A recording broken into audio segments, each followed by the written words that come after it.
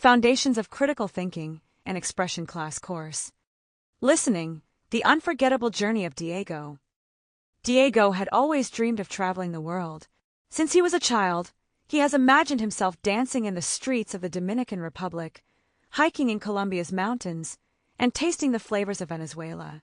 But, like many people, he thought, I don't have enough money. I don't have time. Maybe one day. Then one night, after a long day at work, Diego checked his phone and saw a message from his childhood best friend, Elena. I just quit my job. In 3 months, I will have traveled to 5 countries, she wrote. Diego's heart pounded. 5 countries? In 3 months? How? Elena explained, if I had waited for the perfect time, I would have never left. So, I sold my car, rented my apartment, and booked my first ticket. Diego had never felt so jealous. His apartment was quiet, filled with unopened books, old souvenirs from trips he had planned but never taken. He suddenly realized his biggest obstacle wasn't money or time. It was fear. The next morning, Diego made a decision. He was going to travel. He had saved some money over the years, but it wasn't much. So, he made a budget, watched videos about cheap travel, and learned how to use different currencies. 3 months later, Diego stood at the airport, backpack on his shoulders, passport in hand. By this time next year, I will have visited at least 5 countries, he whispered to himself. His first stop, Colombia. From the moment he arrived in Bogota, he was in love. He had never seen streets so full of color, music, and energy. He danced salsa for the first time, but his moves were embarrassing.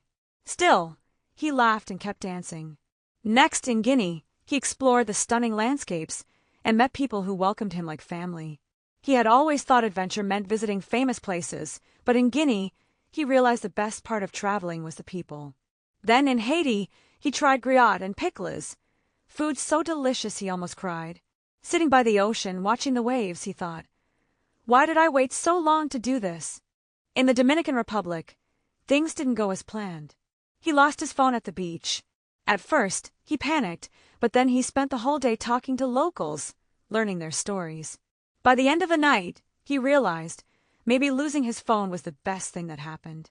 Finally, in Venezuela, he visited Angel Falls. Standing in front of the world's tallest waterfall, he had never felt so small. He thought about the Diego from a year ago, sitting on his couch, afraid of the unknown. After a year of traveling, Diego returned home. But he wasn't the same person anymore. He had learned to take risks, to trust himself, and to embrace the unknown. As he sat back on his couch, he looked at his passport, now full of stamps.